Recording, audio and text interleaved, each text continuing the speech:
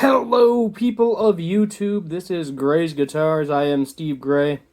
Thank you for watching. Today we are talking about the new Squier Classic Vibe collection. I know we just had the Fender Ultra Lux Vintage or something they just released. That they were all fairly expensive. These are definitely going to be on the more affordable side, and they got some cool specifications. So let's go ahead and take a look at the new line. Basses are included in this too, which is nice. So bring additional variety with fresh takes on Fender legends. Squier launches its 2025 Classic Vibe collection, complete with Bigsby loaded Telecasters and a pink hardtail Strat. Some surprise hardware setups and unorthodox configurations head to the drop, which sees Fender committed to its beloved Classic Vibe family. Squier has officially launched its 2025 Classic Vibe electric guitars and basses, reviving fan-favorite models and debating some unexpected new specs that aren't often associated with Fender's budget offshoots. The safety of Squier has never been in doubt, but it'd be remiss not to mention that Fender's blockbuster unveiling of the ultra-affordable Standard Series back at NAMM 2025 left many with questions concerning the immediate future of the brand. After all, Squier is often seen as the affordable entry point to Fender, with the launch Strats and Tellies at $600, similar price Squiers, seemingly becoming a direct competitor. Of course, that simplifies things far too much, and it's obviously there will always be a place for Squier. Some players, Justin Norville recently noted, even proudly play budget models over more pricey Fender alternatives.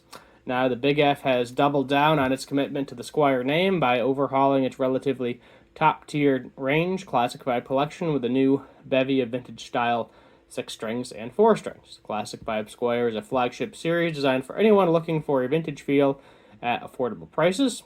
So more than 15 new instruments bring additional varieties to the Classic Vibe family, with fresh takes on the Fender legends like the Strat, Telly, and Jazz Bass. Classic Vibe has aimed to bring 50s, 60s, and 70s models to accessible price points. 2025 collection, however, offers some tweaks to the Classic Vibes. This is largely in part to the custom Telecaster SH. That is $524. Which is bound to turn heads. That one is going to have a Alnico humbucker single coil and then a Bigsby tailpiece. The particularly big feature is string-through body design for easier operation. Anyone who has tried to restring a Bigsby, especially without the help of the Vibromate spring spoiler, knows how tenacious it can be. This looks like a smart innovation, especially for the Squier range. Now, I have never personally owned a guitar with a Bigsby, so I honestly don't know. I had a guitar that kind of had a Bigsby. I guess, it was like a 60s, what the heck was that thing? The 60s St. George had that on there, but it was like a string-through wraparound thing, so it wasn't really that difficult.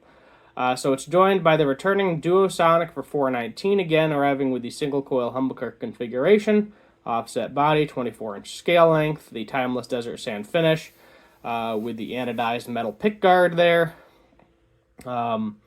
Looks like there's a pink Jazzmaster, which is a coral, they're calling it Coral Classic. In terms of Strats, there are two. There's the 70 Strat for $450, and then unorthodox pickup hardware combo. After all, it's not every day you see a hardtail Strat come packing with a bridge humbucker, let alone one from Squier. So it looks like this is your Strat up here. A couple different varieties. This here is your Duosonic. This here is going to be your Jazz Master. So we also have a 50s inspired is also hardtail, meaning there are no regular tremolo Strats in the drop. It's an intriguing move, but one that clearly intends to cater to the growing demand for Strats with fixed bridges. Yeah, I feel like initially there was a demand, and then, nobody bought them, and then they were just like, all right, tremolo forever. And then a lot of people are like, we don't even use the tremolo, so why is it not an option? And now it seems like it's becoming popular again. So I'm sure it'll just be a constant back and forth as well. They have Telecasters. I feel like a lot of people, if you want a fixed bridge, you go to the Telecaster. Maybe that's why. So we also have a 60s jazz bass for $473 with two active 70 bass models. There's a 524 one and a 556, one of which ups the ante with additional strings. Oh, we got a 5-string model. Premium stylings such as a bound fingerboard, block inlays, and a Telecaster bass for $473. Fender were always pushing the boundaries of what's possible within the world of instruments for players at every level. We built this range to inspire creativity and elevate the playing experience. I mean, I know they have the Indonesian-made Fenders now. They just put Fender on the headstock. I think they're around $500 or $600, so they're kind of around the same price point. I mean, I feel like at a certain point, it can just be like Ibanez. Like, Ibanez doesn't have a sub-brand.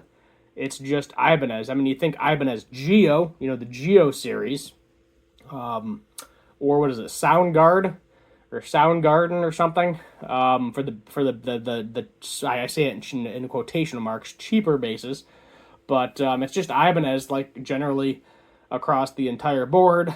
And with how they're pricing the cheapest of the Fenders, I mean, I could honestly just see them, hey, take the Squier logo off, put a Fender logo on it, now it's just a cheaper version of the Fender. And I could honestly see Gibson doing the same thing with Epiphone, especially the ones that now have the Gibson headstock on them. Just, hey, now it's a made in China Epiphone. The purist would hate that. Made in China Gibson, rather. The purist would hate that very, very much so. I think on the Fender side, nobody would care because there has been made in China Fenders. There has also been made in Japan Squiers and made in Mexico Squiers. So it's Fender's kind of been all over the place. Fender, I think, would be able to get away with it just getting rid of the Squier brand name. But I don't know if they will. I honestly don't know if they will because it's been around for so long. So let's go ahead and take a look here. So here is the Telecaster. Very cool. Yeah, I think the Lake Placid Blue, I like that color better. They said this was string through. Is that true? Oh, the Bigsby is string through. Okay. So here we have one of the versions of the Hardtail Strat, which is the 50 Shell Pink Surf Green. Neither one of those are doing much for me, I'll be honest with you. Then we have the 70s version, which you're going to get your humbucker, which this is typically my favorite Strat layout with the humbucker in the bridge position. Yeah, that mocha color's alright. Both of them are okay. Not seeing any colors that I really, really like so far besides the Lake Placid Blue. Let's take a look at the Jazzmaster. Sonic Blue. I do like a Jazzmaster in the Sunburst color. I think that's probably Sunburst is one of my favorite colors. Here's your Telecaster bass. Kind of ugly. I'll be honest, I feel like the Telecaster basses have always been ugly to me. The vintage white isn't a bad color. Let's do the 70s active jazz bass. We have Mocha. Ocean Turquoise. Okay, there we go. There's one that's doing it for me. I'd buy that bass. Let's see what else we got here. We have the Duosonic. This particular, anodized pickguard type deal of the Duosonic has been around for a minute. It sucks, though, because they don't carry over the metal pickguard to any other color. I think it has a metal pickguard, I believe. Be nice if they did. We have a E-Squier. Yeah, those colors, like, the red's okay. Candy apple red. It's not showing up very well. I have a I just got a Mexican Telecaster. I did a video about that. 60s jazz bass. Got some colors here. Got that coral. Daphne blue's nice. There is a black, I guess. Maybe not, because it's crossed out. So, always like a 3-color Sunburst. I have a bass. Mexican bass.